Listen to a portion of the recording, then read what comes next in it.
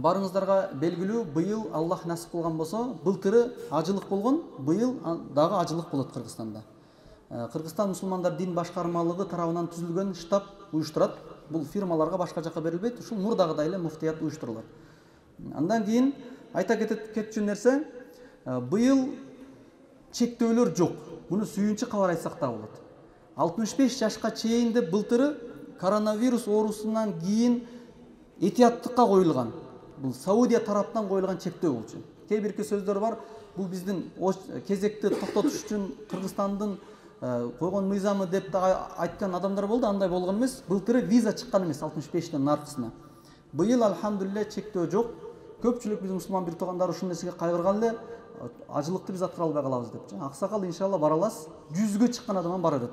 Болгону ушул шариятыбыз койгон гана чек эгерде жолго кадыр болсо, алга жолго күч кудурет жетсе, ден соолук болгон болсо, албетте ал өзү анча-мынча нерсени кыла албаса, жанында баласы менен барса дагы ал иститаа болуп эсептелинет, карап жүргөн, тамагын пиширип берип, жолду көрсөткөнгөчү. Иншалла бул чектөө жок. Бул сүйүнчү кабар. Экинчиси, дагы бир экинчи сүйүнчү кабары, мурда чектөөлөр областка, айыл өкмөткө бөлүнүп, ошого жараша квоталар берилген. Биздин мечит, ушул Намуна мечити, Кара Суу району, Төлөкөн айыл өкмөтүнүн Намуна мечити. Ушул биз Кара Суу районунун ичинде гана 350 квота же 400 квота берилчү. Азыр алхамдулилля ким кезекти биринчи тапшырган болсо, ошолор алып кете берет. Кыргызстан боюнча болот. Мурукудай нары ысыкөлдөрдө квоталар ашып, ал эми бизде Кара Суу, Ноокат, Оштордо жетпей калып, талаш болбойт. Быйыл алда канча адилеттүүлүк болот. Ал үчүн мындай кылып эсептелинген. Биринчи, биз мурда кезекте турган туугандарыбыз бар, ажылыкка мурун тапшырып коюп, канча жылдан бери, 2019-дан бери кезекте тургандар 24 январдан баштап акча төксө болот. 24 январдан 14 февралга чейин биздин Кыргызстандын РСК банкына барып, ажылыкка деп $1000 акча төгүлөт. Ошол төгүлгөндөгү датасы канча, кайсы күн саатына карап кезек коюлат. Ким биринчи төгүлгөн болсо, ошол эмеге биринчидегилер ошо 6000 квотанын ичине кирет. 6000 түгөнгө чейин кезек ушул менен коюлат. Ортодо мисалы башка жакта койсок, барып келеткеле кезек жакшыраак жетет келе деген жери жок.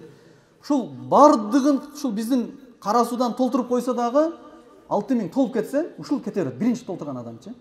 Эгерде өттө болбой кетсе, азыр ушул эң жакшы жол саатына, минутасына чейин коюлат.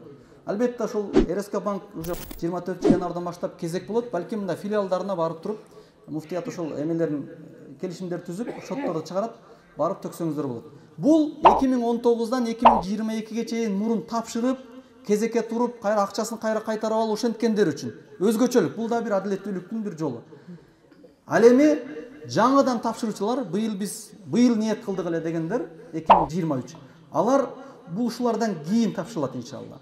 Ал 20 февралдан тактылайт коелубуз, 20 февралдан баштап 6 мартка чейин төлөсөк болот. Жаңы тапшырам дегендер. Ошондуктан ушуну айырмалаңыздар, быйыл барам дегендер январда барбаңыздар. Коюп туруңуздар, мурдагы тапшыргандардын данныйлары бар. Ошолор тапшырат, чекти алат, кайрадан барып, ушул немеге муфтиятка, казыятка барып, өзүнүн кезегин мурдагы документтердин арасына кошот, иншалла кезеги жеткен болсо кетет. Ал эми жаңы тапшырам дегендер 20 февралдан баштап $1000 акча төгөп, ошол ажылыкка төлөнө турган акчанын ичинен кийин канча деп эмеси чыкса, калькуляциясы чыкса, калганын төгөт. $1000 төгүлөт, ага кошумча кайтарымсыз документация ишине $1000 төгүлөт. Эки чекти көтөрүп, ошол ID картасынын копиясы, оригиналы жана загран паспорту менен ошо хатибатка барып катталат. Бардыгы ошол мурдагы 2019-дан 22-ге чейин кезекте тургандар да $1000 төгөт. Быйыл жаңы барам дегендер дагы $1000 төгөт. Кошумча жаңы барам дегендер $1000 кайтарымсыз акчаны төгөт. Муну ушуну менен кезек болуп эсептелинет.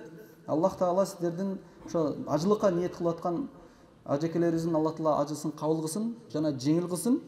Ушул биздин ажылыгыбыз ушул бойдон улансын, Кыргызстанга дагы да квоталар көбүрөөк болуп, ажылыкка барам деген адамдар барып келүүнү бардыгын насип кылсын.